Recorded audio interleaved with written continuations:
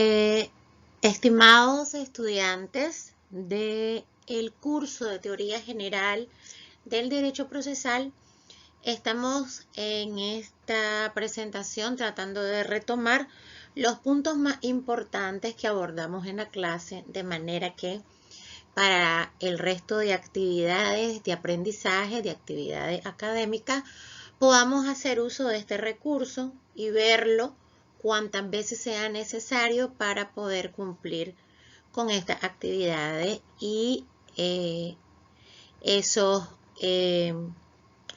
test o pruebas que se les pongan en el transcurso de lo que falta del curso. Tenemos que decir que en esta segunda unidad de nuestro curso de Teoría General del Derecho Procesal, vamos a hablar de lo que son las instituciones, diríamos, de las más importantes que hay en esta disciplina, como son la jurisdicción, la competencia, la acción y la excepción.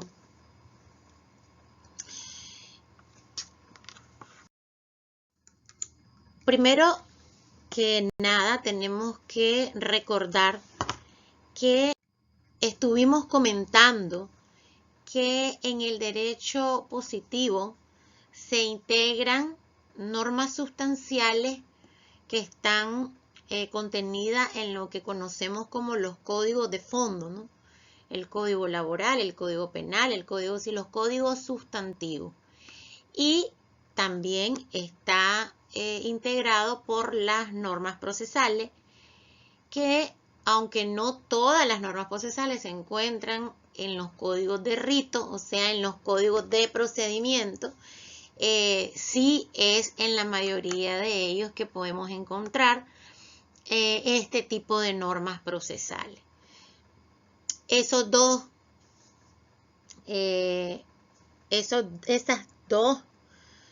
tipos de normas sustantivas y procesales integran el derecho positivo. Eso creo que lo tuvimos claro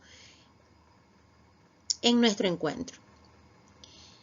También tuvimos claro en nuestro encuentro, y lo comentamos, que cuando hay una ruptura del orden jurídico, cuando hay un incumplimiento del orden sustancial o de esas normas contenidas en los códigos de fondo, entonces cabe la posibilidad de que esa violación o esa ruptura que genera un conflicto o una controversia pueda recomponerse, ya sea por la voluntad y con la participación bilateral de las partes, de manera unilateral por una de ellas, o por medio de la intervención del órgano jurisdiccional.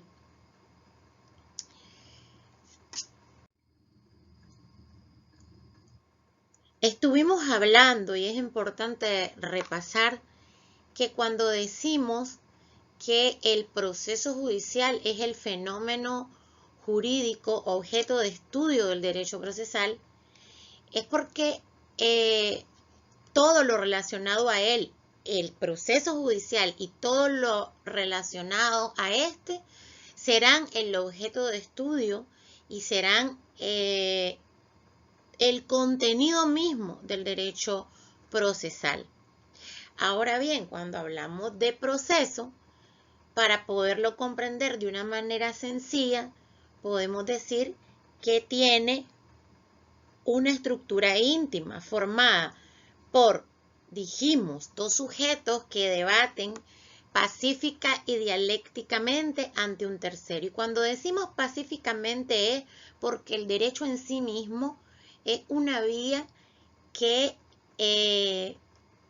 transcurre por medio de la paz y procura evitar el uso de la fuerza.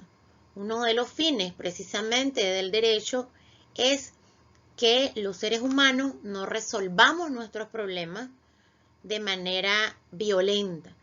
Entonces, ese gran pacificador que es el derecho se presenta mediante el proceso en esa forma de debate pacífico que nos lo permite el mismo derecho, que es además un debate contradictorio, que no deja de ser contradictorio por ser pacífico, y es entre dos sujetos, ¿verdad?, que están argumentando sus posiciones y sus pretensiones ante un tercero que tendrá que resolver el litigio. Este litigio puede autocomponerse durante la tramitación del proceso.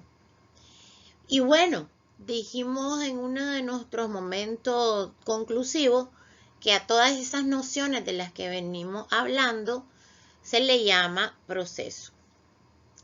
Nuestro proceso, el proceso judicial, está avalado desde la Constitución, constituido por normas para la realización indirecta del derecho por medio de procedimientos y con intervención de órganos judiciales.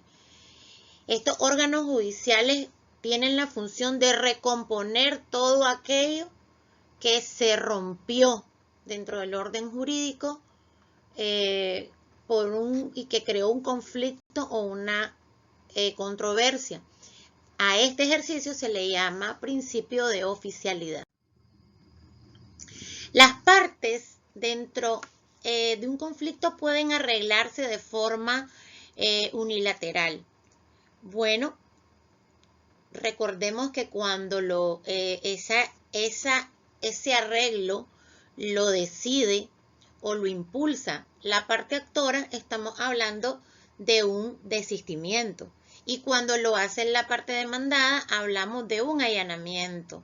Siempre bajo el control de ese tercero imparcial que venimos hablando, que es la autoridad judicial. Pero también sucede que ambas partes pueden transar, pueden consensuar posiciones y decidir ponerle fin al conflicto o autocomponer la ruptura del orden jurídico.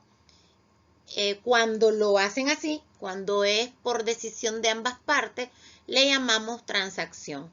Retomamos. Si es unilateral, hay de dos maneras la autocomposición. O por desistimiento, cuando lo impulsa, cuando esa autocomposición la impulsa el actor, la parte actora.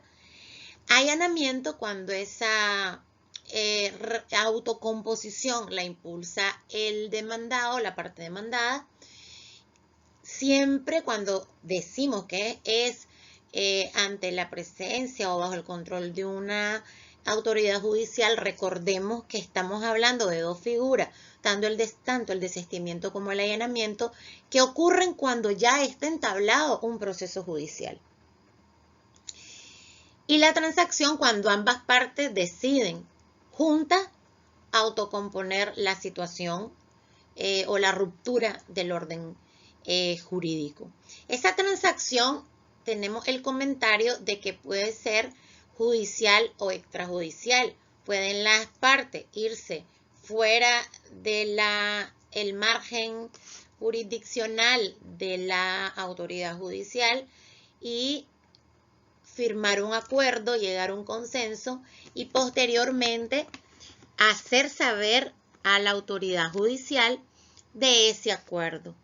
También es verdad que ante el juez o la judicial pueden decir las partes, queremos acordar algo, y de esta manera la autocomposición ocurre dentro del proceso y de manera judicial. Entonces, extrajudicial cuando lo hacen fuera de la jurisdicción, pero siempre poniendo en conocimiento a la autoridad judicial, porque recordemos líneas anteriores de este repaso que estamos hablando de que esto se da bajo el control de un tercero imparcial. Eso significa que estamos hablando de que estas tres figuras ocurren dentro de un proceso. que sí, que puede ser una autocomposición, tanto unilateral como bilateral, pero siempre dentro de un proceso. Y la teoría también habla de otro fenómeno o de otra figura que es la heterocomposición, que es cuando el tercero imparcial, que es la autoridad judicial, soluciona el conflicto, ¿verdad? Y las figuras más conocidas son el arbitraje y el proceso en sí mismo, el proceso judicial. Entonces, en este caso, sí hay una autocomposición del proceso judicial, pero quien lo quien resuelve la controversia es el tercero imparcial ante quien se presentan los conflictos. La razón de ser del proceso. Bueno, cosas que tenemos que tomar en cuenta para decir que la razón de ser del proceso es la paz, es decir, el proceso garantiza la paz en la sociedad, parte del hecho mismo de que el ser humano vive en convivencia social y que a partir de la existencia de los conflictos nace la necesidad de solucionar esos conflictos. Pero esa solución de los conflictos no debe ser por la fuerza. Y se eleva, en todo caso, con la existencia del proceso, se eleva el conflicto ante una autoridad que mediante el principio de inmediación procura resolver estos conflictos, darle una solución. Un proceso que procura erradicar totalmente la violencia o el uso de la fuerza. Por eso decimos que el proceso, que la razón de ser del proceso es la paz.